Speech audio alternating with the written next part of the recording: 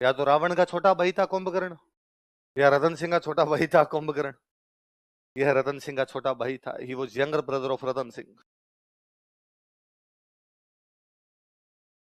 होता क्या था सुनना देखो। राजाओं के राज में एक विशेषता ये थी कि जो सबसे बड़ा बेटा होता वो तो क्या बन जाता, राजा। बाकी जो उसके भाई होते ना, उनको किसी को एक गांव मिलता, किसी को दो गांव मिलते, किसी को तीन गांव मिलते। जिन भाइयों को गांव मिलते, इन भाइयों को बोलते सामंत। क्या बोला करते? राजधानी वाला इलाका कौन रखता, राजा। बाकी गांव किसको देता, भाइयों को। राजा राजधानी में रहता है, भाइयों को क्या बोलते, सामंत। ये भाइयों को जो गांव मिलते, इन गांव को बोला करते जागीर। क्या बोलते? या इनको बोलते ठिकाना। क्या बोलते? और जो राजा के पास जमीन होती उसको बोलते खालसा। क्या बोलते? वह भूमि जो सीधे राजा के नियंत्रण में होती, डायरेक्ट राजा के कंट्रोल में होती, क्या कहलाती, खालसा। वह भूमि, वह लैंड जो राजा अपने भाइयों को अलॉट कर दिया करता, जागीर या ठिकाना। जिन भाइयों को जागीर या ठिकाने मिलते उनको क्या बोलते, सामंत। या इंग्लिश में बोलते फ्यूडल्स। फ्यूडल लॉर्ड या फ्यूडल्स बोला करते इनको। अच्छा, मेवाड़ में जो भी राजा बनता हो नाम क्या लगा था, रावल। क्या लगा था? जैसे इनके सबके नाम देखो आप, बापा रावल, आलू रावल, आगे लगाए नहीं, आप लगा सकते हो, रावल जैत्र सिंह, रावल तेज सिंह, रावल रतन सिंह, इन सबके नाम क्या लगेगा, रावल। ये जो छोटे भाई होते जिनको जागीर और ठिकाना मिलते नाम क्या लगाते, राणा। क्या लगाते? उपाधियां थी, बड़ा भाई राजा बनेगा तो क्या लगा लेगा, रावल। जो भाई जागीर मिलेगी सामंत बनेगा क्या लगा लेंगे, राणा। ऐसे रतन सिंह का एक भाई, उसका नाम है राणा कुंभकर्ण। क्या नाम है? लगाना नहीं, अपने कुंभकर्ण पढ़ रहे हैं तो नाम क्या लगता है उसके, राणा। अब दो तरीके, एक तरीका तो है कि बड़ा भाई राजा बन गया, आप दो गांव लेके बैठ जाओ। एक तरीका है कि आपको लगे कि नहीं भाई साहब, दिल मांगे मोर, क्यों दो गांव लेके बैठ जाऊं, मेरे को पूरा राज्य चाहिए। दो तरीके हैं, एक तो भाई को मार दो, इस पे कब्जा कर लो। एक नई जगह जाओ, वहां पे कब्जा कर लो। नई जगह जा कब्जा करने के लिए भाई साहब जोर चाहिए। कुंभकर्ण वैसा ही आदमी था। कुंभकर्ण यहां से नेपाल चला गया। कहां चला गया? नेपाल में राजा बनता है, उसके नाम क्या लगता है, राणा। इसलिए नेपाल के जितने भी राजा बने वो कौन से हो गए, राणा। इसलिए वो नेपाल वाली ब्रांच कौन सी होगी, राणा ब्रांच। कौन सी ब्रांच? चित्तौड़ वाली ब्रांच कौन सी है, रावल। वो वाली ब्रांच है राणा। ऐसे गोहिलों की कितनी ब्रांच थी? नेपाल वाली कौन सी ब्रांच है, मेवाड़ वाली। बोले बड़ी बात। तो अब नेपाल में वो राणा ब्रांच है, उसका फाउंडर कौन है, किसका छोटा भाई है? समझ में आई बात? देखो, इसने नेपाल में गोहिल वंश की राणा शाखा का शासन स्थापित किया था। नेपाल में गोहिल वंश की राणा शाखा का शासन स्थापित किया था। He founded rule of Rana branch of Gohil dynasty in Nepal. इसने नेपाल में गोहिल वंश की राणा शाखा का शासन स्थापित किया था। He founded rule of Rana branch of Gohil dynasty। He founded a rule of Rana branch of Gohil dynasty in Nepal. Nepal में गोहिल वंश की राणा शाखा का शासन स्थापित किया था। He founded a rule of Rana branch of Gohil dynasty in Nepal. Nepal में कौन से वंश की? गोहिल वंश की। कौन सी शाखा? याद रह जाएगा। तो नेपाल में कौन से वंश का शासन था? गोहिल वंश। कौन सा है? मेवाड़ वाला वंश कौन सा? गोहिल। बांसवाड़ा में गोहिल, डूंगरपुर में गोहिल, प्रतापगढ़ में, वैसे नेपाल में। पर जो मेवाड़ वाले गोहिल है वो कौन सी ब्रांच के हैं? रावल। मेवाड़ वाले सॉरी नेपाल वाले कौन से हो गए? आप सुनो, भारत में राजा महाराजा खत्म हो गए 1947। 1947 आपका देश आजाद होता है, डेमोक्रेसी। कोई राजा महाराजा नाम की कोई भी चीज ही। नेपाल में राजा बन रहे थे 2008। कब तक बन रहे थे? 2008 तक नेपाल के अंदर राजा बन रहे थे। और नेपाल में जो लास्ट राजा बने उनका नाम है राणा ज्ञानेन्द्र। क्या नाम है? 1302-3 के आसपास चला गया होगा ये बंदा।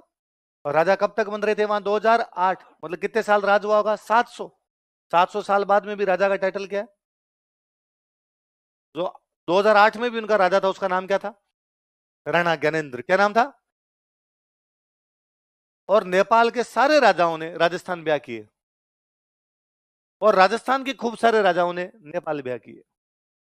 क्योंकि ये ठीक वैसा ही है कि अपने चाचा जी बेंगलोर चले जाते हैं बिजनेस करने, पटावरों में ब्याह करने वापस आ जाते हैं गांव।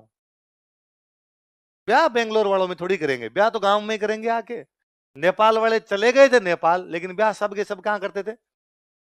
मुझे याद है 2008 में जब राणा ज्ञानेन्द्र वहां राज कर रहे थे और वहां राजा का राज हटने वाला था, डेमोक्रेसी आने वाली थी, तो ऐसी खबरें थी कि जनता राजा को पकड़ के मार सकती है। और दुनिया में खूब सारी जगह ऐसा है, भारत को छोड़ दीजिए, भारत के अलावा जहां भी राजाओं का राज खत्म हुआ है, राजा को टांगा है।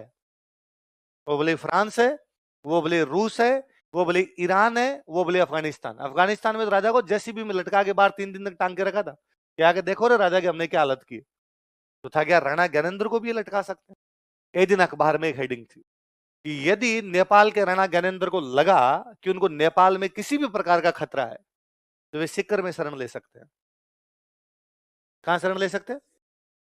आपने लगता है नेपाल का राणा है, शरण लंदन ले, पेरिस ले, और भारत में भी लेनी तो दिल्ली ले, बॉम्बे ले, राजस्थान में भी लेने तो जयपुर ले, उदयपुर जा, ठेठ चोमू रिंगस क्रॉस करके सीकर और वैसा जगह नहीं मिली। पर नीचे उसमें और लिखा हुआ था क्योंकि राणा ज्ञानेंद्र के राजकुमार पारस की शादी सीकर की राजकुमारी हिमानी के साथ हुई है। कोई भी बंदा संकट में रिश्तेदारों के पास ही जाएगा, उसके बेटे का सास रहा है। सीकर की राजकुमारी की शादी कहां हो रखी है? नेपाल। कहने का मतलब है कि नेपाल वाले यहां से गए थे, उसके बावजूद उनके भारत के साथ रिश्ते हमेशा बहुत अच्छे रहे। और जब तक नेपाल में राजाओं का राज रहा, नेपाल के भारत के साथ रिश्ते हमेशा अच्छे रहे। जैसे ही नेपाल में बाद में राजाओं का राज गया और नेता आए, तो बाद में चीन ने हड्डियां फेंकी, चीन ने कहा लॉलीपॉप हम देंगे तुम्हें। उसके बाद से नेपाल और भारत के रिश्ते गड़बड़ाए हुए हैं। 1947 में जब आपका देश आजाद हो रहा था, तो नेपाल के अंदर प्रधानमंत्री, नेपाल के जो राजा थे उनका नाम था राणा त्रिभुवन देव। क्या नाम था? और राणा त्रिभुवन देव ने नेहरू जी कहा कि नेहरू जी आप आजाद हो ही रहे हो, हमें भारत में मिला लो। नेहरू जी ने कहा क्यों?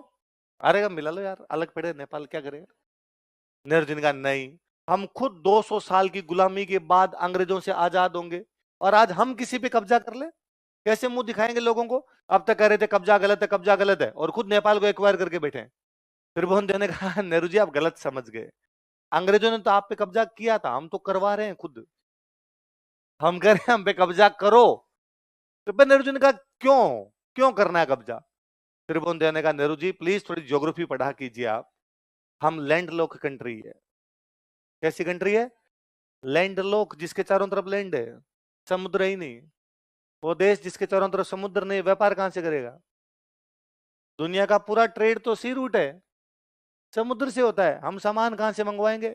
और नेहरू जी वैसे भी नेपाल का मैप भारत के मैप के अंदर है, इंडिया का मैप देखो, इधर उत्तराखंड हिमाचल बीच के अंदर अपना क्या पड़ा है, हम तो वैसे आपके मैप के साथ फ्री में आ रहे हैं।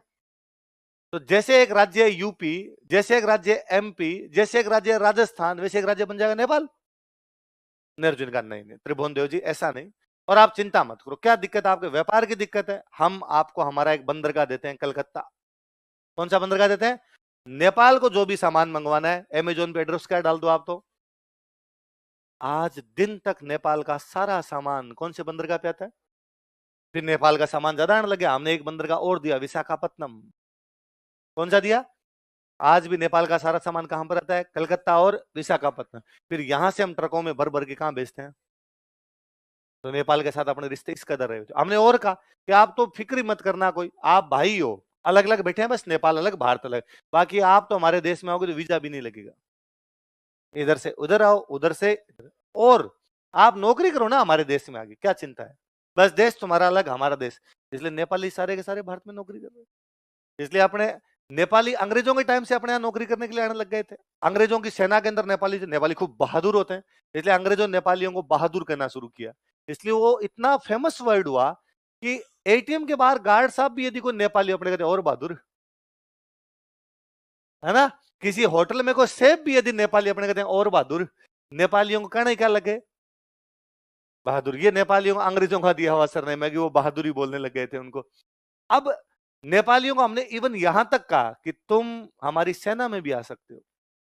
भाई कोई देश अपनी सेना में तो अपने देशवासियों को ही लेगा, दूसरों पे विश्वास थोड़ी हो। आज अपने किसी सेना में दूसरा देश का ले ले वो बिक जाए तो, पर नेपालियों पे हमें विश्वास था, अगर हमारे भाई हैं, हमने पूरी रेजिमेंट बनाई गोरखा। कौन सी रेजिमेंट है?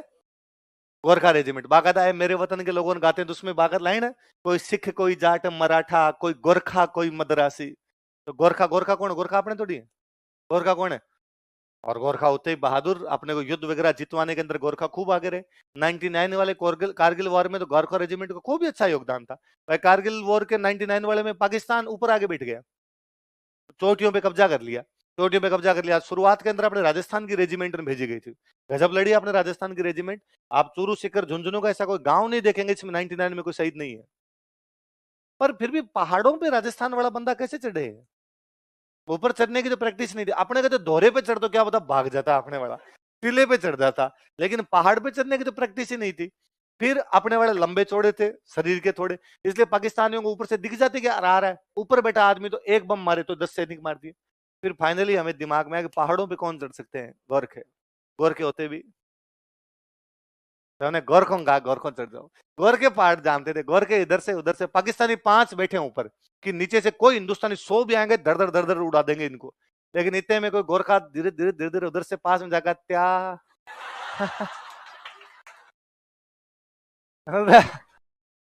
उसने मारे सबको जा जाके बाद में। तो नेपाल के साथ अपने कितने अच्छे रिश्ते रहे होंगे ये देख लो कि वो सेना तक के अंदर अपने आते हैं, है ना। तो नेपाल में ये जाने वाला पहला जो हमारा बंदा था कौन था? कौन था? कुंभ। किसका छोटा भाई था? अभी ना कोरोना में जो कुंभ का मेला लगा था, तो कुंभ के मेले के अंदर सरकार ने कहा अरे कोई कुंभ के मेले में नहीं जाओ, अरे कोरोना फैल जाए। और अपने सर घरों में बैठे ना भाई साहब, कुंभ का मेला बाद में डुबकी लगा लेंगे, आप 12 साल बाद में धो लेंगे अपने, लेकिन अभी कोरोना का डर है, हम जाएंगे। मैंने अखबार में एक दिन फोटो देखी कि नेपाल के पूर्व राणा ज्ञानेंद्र अपनी पत्नी और बेटे के साथ कुंभ के मेले में डुबकी लगाने पहुंचे। नेपाल का राणा कुंभ के मेले में डुबकी लगा के जा रहा है, इसका मतलब वो मानता है कि हम कहाँ से आए हुए हैं? भारत के। भारत में कहाँ से आए हुए हैं? मेवाड़। कहाँ से आए हुए हैं? तो मेवाड़ से जाने वाला जो बंदा था वो बंदा कौन था अपना? कौन था? कुंभ। किसका